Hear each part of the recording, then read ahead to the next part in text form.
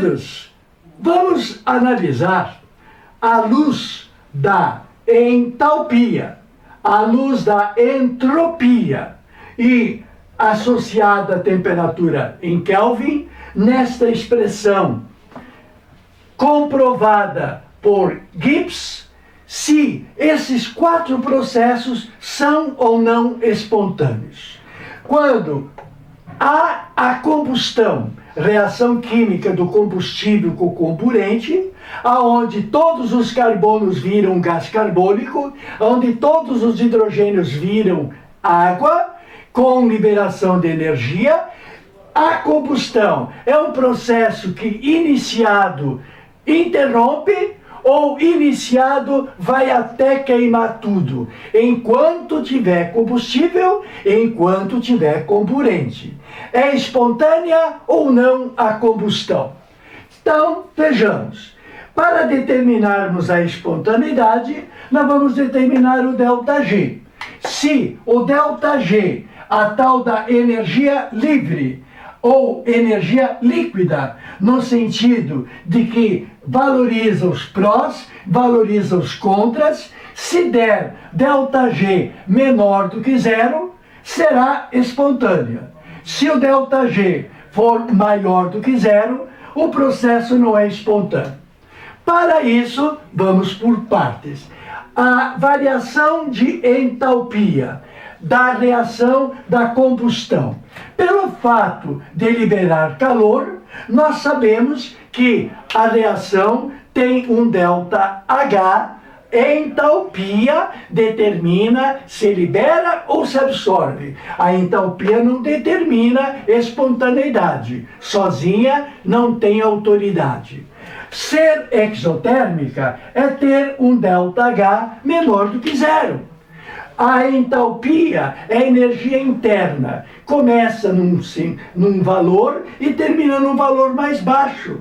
Porque se durante o decorrer do processo há liberação de calor, claro que vai ficar mais baixo. E ficando mais baixo a entalpia, iniciando por ela a subtração, o valor pequeno menos o valor grande dá um valor negativo. Então, do ponto de vista da entalpia, será negativo, mas não negativo o suficiente para determinar a variação da energia livre só por ele. Vamos então analisar o processo da entropia. A entropia é desorganizadora ou a entropia é organizadora? Vejamos o que nós temos na combustão. Temos um combustível e temos um comburente. O combustível, naturalmente, pode ser todos os estados físicos. Se bem que na hora da reação, ele queima, faz a reação na forma de vapor. Mas usamos gasolina líquida. Teoricamente, o estado físico é líquido. O líquido gasolina com o gás oxigênio, produzindo gás carbônico, produzindo vapor d'água e calor. O processo foi um processo desordeiro ou ordeiro? É um processo desordeiro. Sendo um processo desordeiro, nós vamos ter um ΔS positivo. Por que ΔS positivo?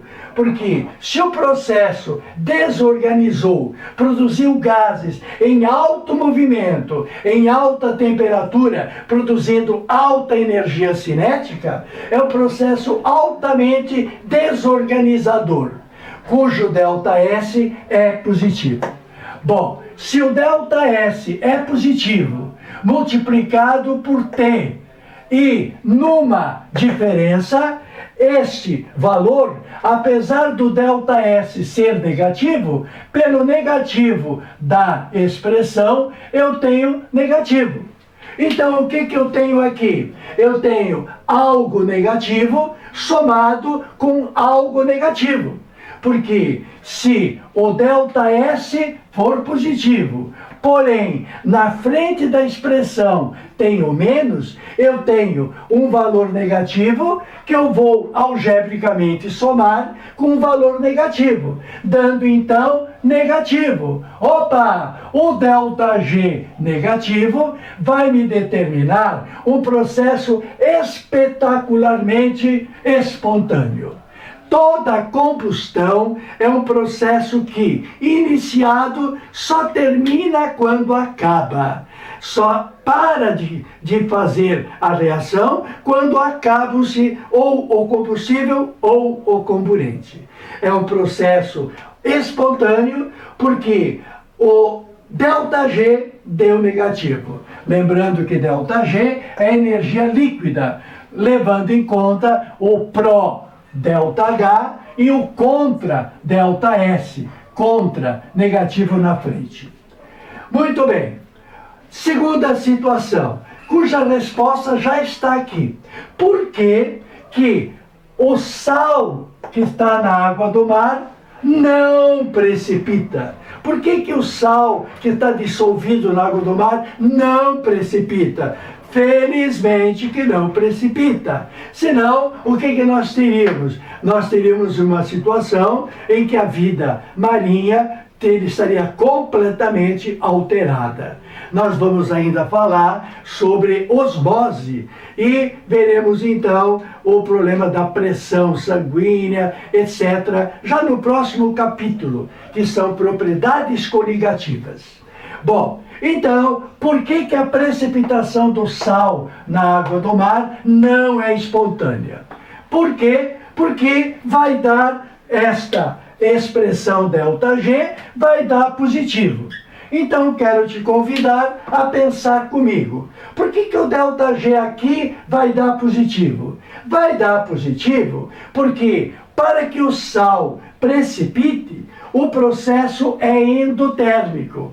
O sal, ele teria que, para provocar a união das partículas, vimos no sistema cristalino que as partículas são cátions e ânions, que têm que se associar. E esta associação precisa absorver energia para criar uma energia cristalina, uma energia do retículo. Sendo um processo endotérmico, vai ter um ΔH positivo. Considerando isoladamente, a entalpia do sistema vai ter que aumentar no final. Aí, se a entalpia, a energia interna tem que aumentar no sistema de cristalização, pegando o mais alto menos o mais baixo, vai dar um ΔH positivo. Então, o fator entalpia, que trabalha sozinho, é positivo. Já o fator entropia trabalha associado a esse sinal negativo. Bom, o processo de precipitação seria o quê? Que os cátions sódio, os ânions cloreto, se unissem para formar o cloreto de sódio, que precipita para o fundo da água do mar. Esse processo é um processo eminentemente ordeiro. Se é um processo eminentemente ordeiro, ordem não serve para nós. Nós queremos desordem. Lembra? A entropia fala de organização, mas será alta entropia, quanto menos organização tivermos. Se nós tivermos muita organização, a entropia diminuiu. Se a entropia diminuiu, se o ΔS é negativo, percebe? O negativo do ΔS com o negativo da fórmula vai me dar menos ΔS. Com menos na frente, isso vai me dar mais. Ora, a soma algébrica de dois valores positivos vai dar um valor altamente positivo. Sendo altamente positivo, a precipitação do sal da água do mar é uma transformação não espontânea. não adianta você forçar, porque o sal não vai precipitar. Ponto. Terceira situação. A terceira situação é a análise. Nós estamos na torcida sempre para que as coisas deem certo. Quando que as coisas dão certo? Quando é um processo espontâneo. Bom, vamos levar em conta agora não apenas o importantíssimo fator entalpia, o importantíssimo fator entropia, mas vamos agora levar em consideração o fator temperatura. Em que esse T de temperatura em graus Kelvin influi no nosso processo? Bom, faz com que o processo possa ser espontâneo. Para que o processo possa ser espontâneo, o ΔG tem que dar valor negativo. Para que dê valor negativo, nós temos a influência da temperatura. Podemos ter um sistema exotérmico, podemos ter sistema endotérmico, podemos ter um processo ordeiro e podemos ter um processo desordeiro. Há possibilidade do processo ser espontâneo, ΔG negativo, ser espontâneo, ΔG negativo, com reação exotérmica? Claro. Reação exotérmica são as preferenciais para serem espontâneas, mas pode ser um processo espontâneo sendo endotérmico, terá que ser levado em consideração a temperatura. Pode um sistema desordeiro ser espontâneo? Claro, a desordem é o ideal. Aliás, o universo está comprovado cientificamente. O universo tende para a entropia máxima. Veja, as galáxias estão se afastando. Quanto mais desordem, quanto mais equiparação de espaço, mais natural. A desordem é o ideal para o universo constatado na prática. Então, pode um processo desordeiro ser espontâneo? Pode, e como? Ser libertador de energia e ser desordeiro é o ideal para ser espontâneo.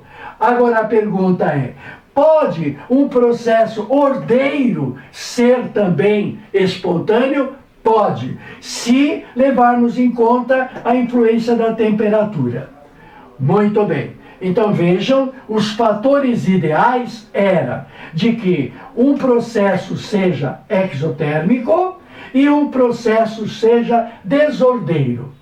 Então, esses dois fatores estão separados. Aqui nós temos um processo exotérmico ordeiro. Aqui nós temos um processo endotérmico desordeiro. Qual é a influência? A influência da temperatura é no sentido de fazer valer o ΔG negativo. Nos dois casos tem que dar negativo. Então vamos analisar as geleiras. As geleiras no Polo Norte, as geleiras no Polo Sul, a tendência é sempre crescer a sua quantidade. Gelar lá aonde é frio, lá aonde nós temos baixas temperaturas.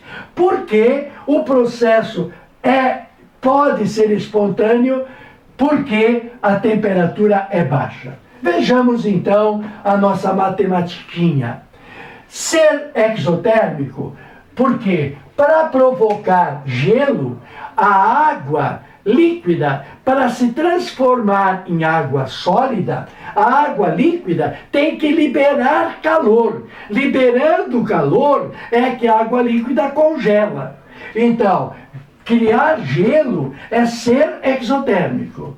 Bem, e a ordem? A ordem, meu querido, a ordem é máxima. Se a ordem é máxima, por que é máxima? Porque a água no estado líquido faz ligações de hidrogênio, mas o movimento quebra essas ligações. Agora, quando forma água no estado sólido, as ligações de hidrogênio são estáveis dentro de um ângulo, como a gente já comentou, a ponto de, quando a água congela, aumentar de volume. Geometricamente, é um cristal molecular.